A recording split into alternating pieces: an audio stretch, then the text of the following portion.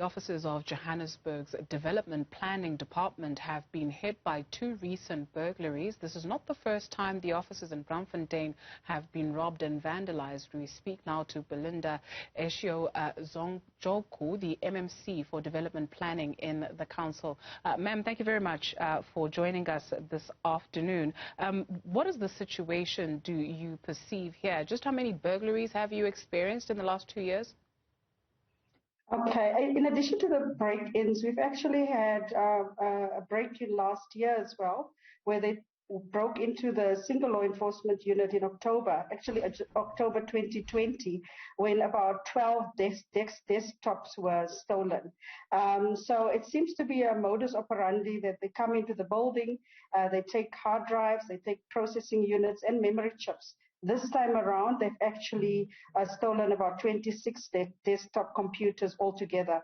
First, it was last week, 6 at the Metro building, where we are actually piloting the new online system, and again on the 24-25 January. So at the moment, it's been about 3 that has happened over the past year, just over a year.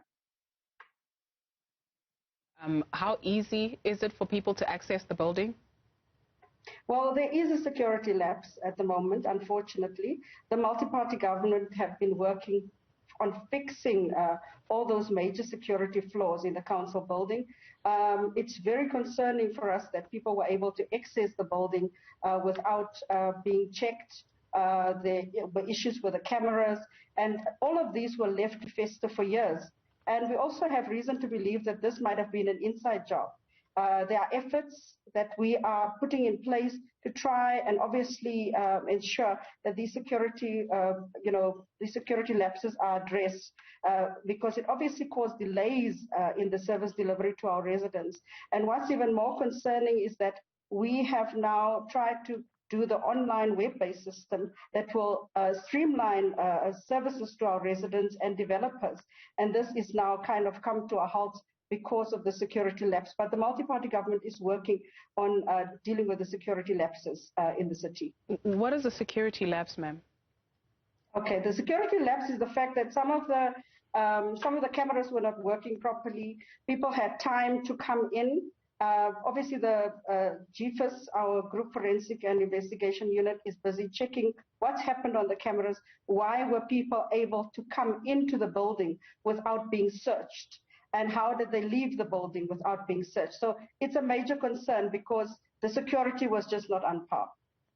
That it has happened 3 times in 1 year alone, and it's only the 27th day of the year. Why not move from the building? There are measures in place that we're putting at the moment.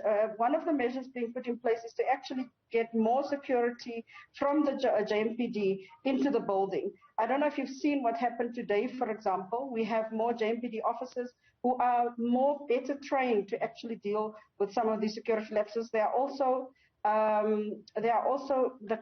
security system is also being upgraded at the moment.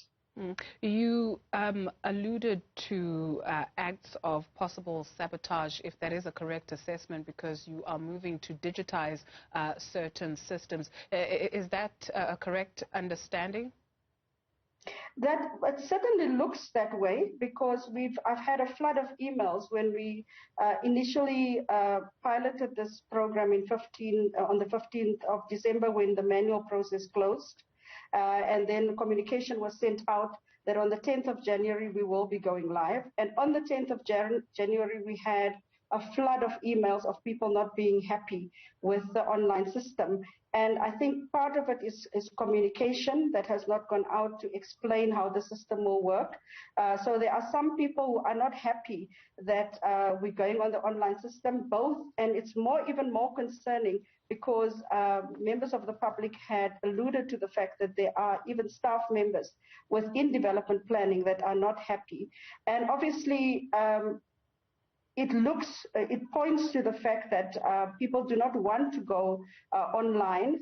Some individuals don't want to go online because it could be that there were corruption. There are allegations of corruption, and the manual system gives room for that. But with the new online system, everything will be online. Applications will be, there will be no more manual applications.